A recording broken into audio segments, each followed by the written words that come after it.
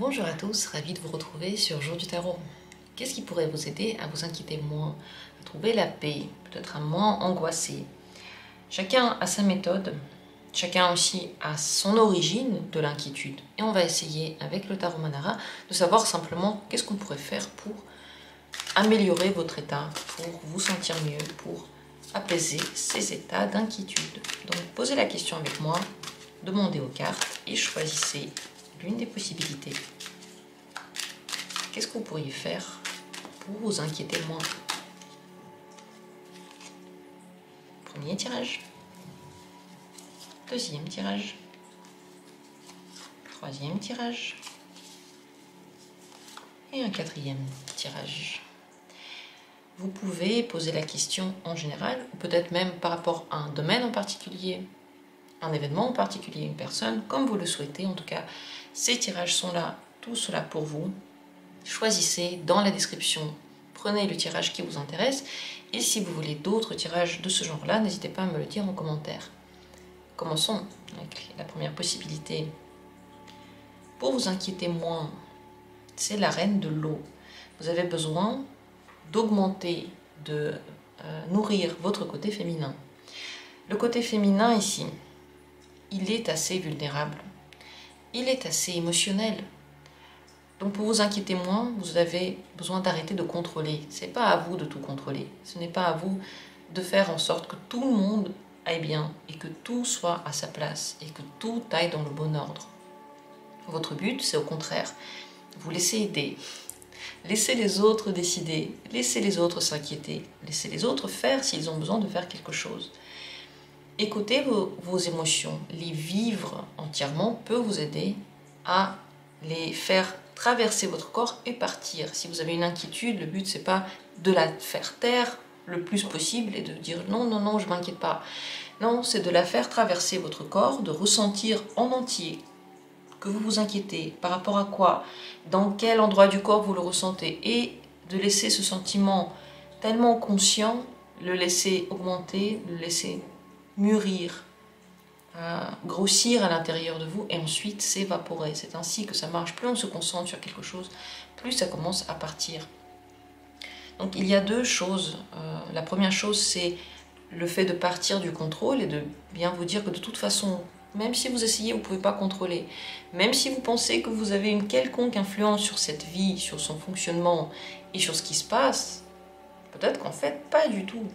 Peut-être que tout est prédéterminé, prédestiné et que c'est même pas la peine de s'inquiéter parce que de toute façon, vous ne pouvez rien y changer. Mais quelle que soit votre manière de voir les choses, vous ne pouvez pas tout contrôler. Donc, à bas le contrôle. En plus, vivre les émotions de façon plus pleine et faire grossir, mûrir et grandir en général votre côté féminin. Celui qui veut bien demander de l'aide, celui qui sait qu'il ne peut pas tout gérer. Ça ne veut pas dire qu'il n'a aucun pouvoir et qu'il est complètement dépassé par les événements. Il est simplement plus tendre. Il est simplement un petit peu plus détendu. Les massages peuvent vous aider, les bains également peuvent vous aider à trouver cette paix et cette relaxation.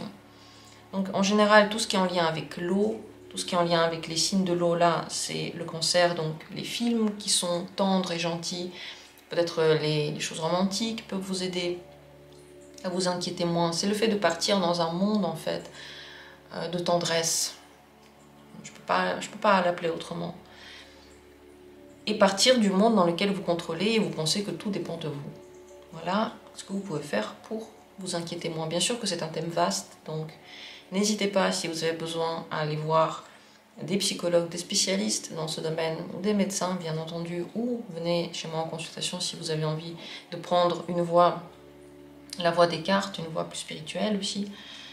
Vous pouvez continuer à creuser, mais ça déjà c'est une très très bonne base. Continuons avec la deuxième possibilité.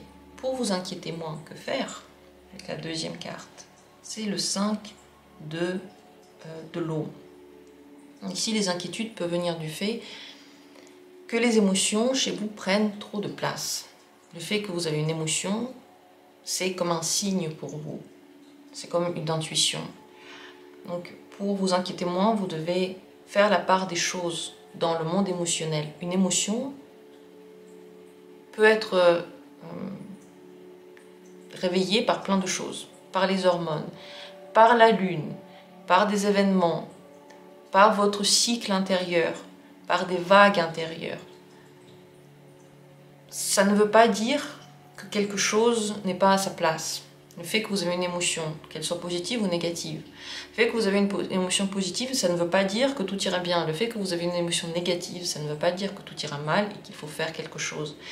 Donc là-dedans, il faut comprendre deux choses. La première, c'est que il faut relativiser les émotions et se dire oui, j'ai une émotion, peut-être qu'elle fait très mal et qu'elle est très désagréable, mais elle va passer. Elle va passer. Là, j'ai mal, là, j'aime pas l'émotion, mais elle va passer comme tout qui passe dans cette vie.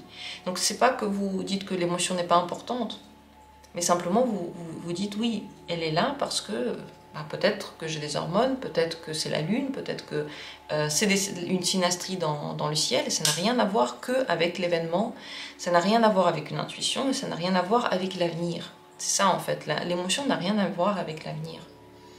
Et la deuxième chose, c'est de faire le tri dans ces émotions, de bien les comprendre, de bien les vivre de façon consciente et de ne pas laisser ces émotions vous tirer vers le bas.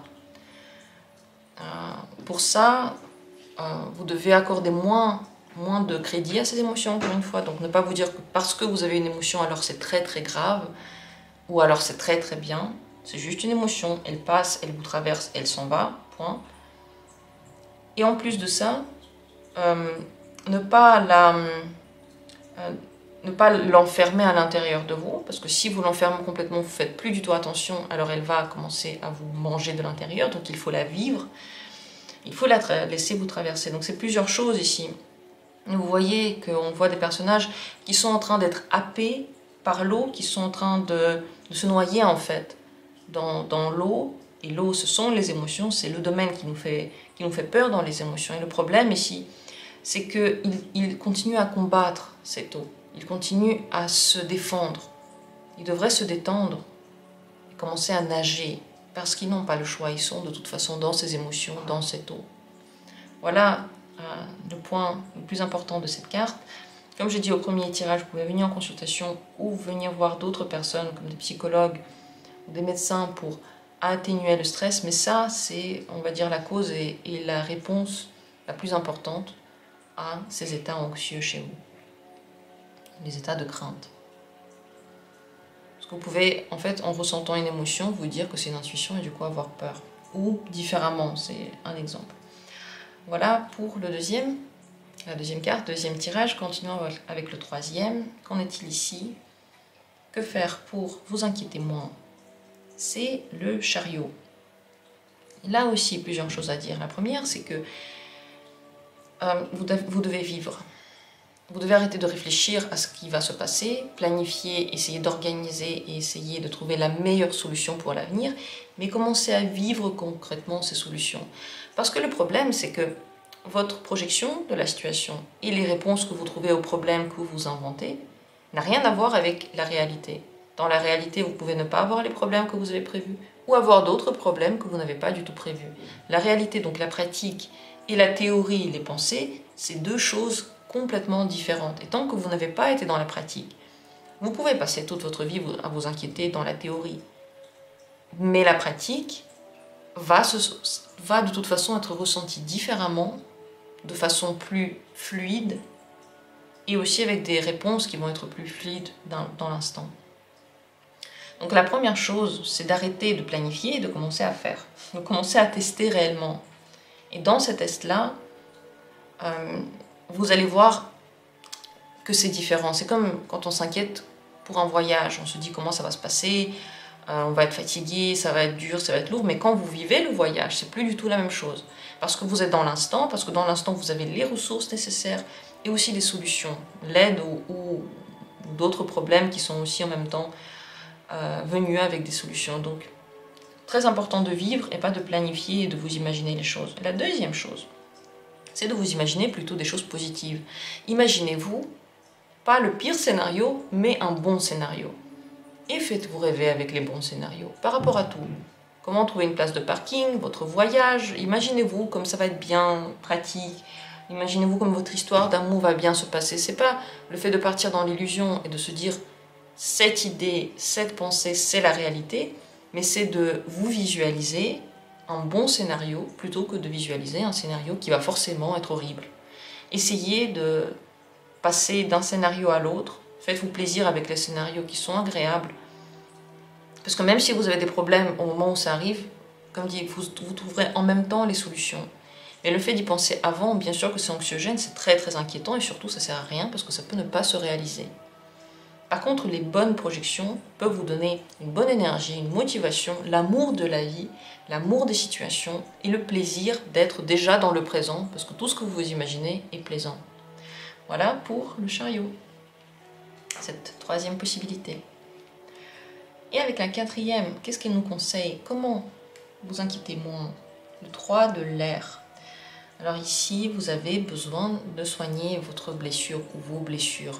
L'inquiétude peut venir du fait que cette blessure ou ces blessures sont très grandes, elles sont vécues là maintenant, elles n'ont pas été soignées ou pas suffisamment. Vous ne leur avez pas accordé suffisamment de temps ou d'importance et vous les avez un petit peu mis comme ça de côté. Maintenant, elles commencent à faire naître en vous des peurs, des inquiétudes, des angoisses, simplement parce qu'elles n'ont pas été assez bien traitées.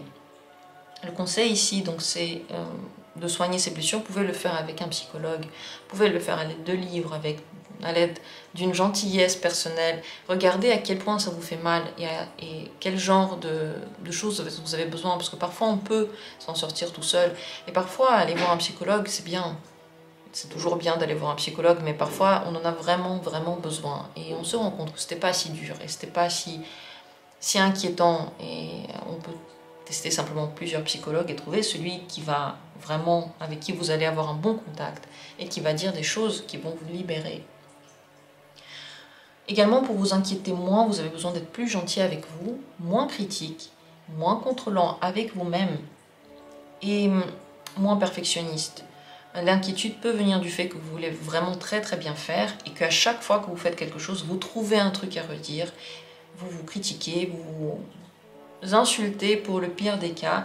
Et donc votre corps, en fait, même avant qu'un événement arrive, il appréhende déjà l'autocritique qu'il va recevoir, le coup de massue qu'il va recevoir de lui-même. Essayez de ne pas le faire, d'être plus gentil avec vous et d'arrêter de vouloir un truc impossible de vous. Ce que vous faites, c'est toujours bien, c'est toujours parfait, vous faites toujours de votre mieux. Et vous allez peut-être jamais faire comme ce que vous vous imaginez, mais vous allez faire de votre mieux. Et c'est très très bien, c'est ce dont le monde a besoin. Il a besoin de vous, il n'a pas besoin de ce que vous imaginez comme être l'idéal. Peut-être que votre idéal ne correspond pas à ce que le monde a besoin. Voilà pour vous. J'espère que ça va vous aider. En tout cas, soyez gentils avec vous, arrêtez de vous demander trop. N'oubliez pas, ce qui vous parle à l'intérieur de vous, c'est votre très méchant papa intérieur, très très méchant, ou maman intérieure qui vous punit, comme lorsque vous étiez enfant, ou comme un enfant se fait punir par des profs ou par des adultes, et il n'est jamais content parce qu'il est lui-même, ce papa méchant là, il est lui-même frustré. Donc il y a un côté frustré de vous, qui n'a juste pas reçu assez d'amour, qui critique tout ce que vous faites. D'où l'inquiétude, parce que votre corps et votre esprit en ont marre. Ils n'ont pas envie de faire une erreur parce qu'ils n'ont pas envie d'être critiqués par vous. Voilà pour ce dernier tirage. J'espère que ça vous a aidé, que ça vous a donné des idées. Dites-moi en commentaire ce qu'il en est. J'espère que la vidéo peut-être a réussi simplement à vous détendre. Je vous embrasse, je vous souhaite le meilleur et à très bientôt pour les vidéos prochaines.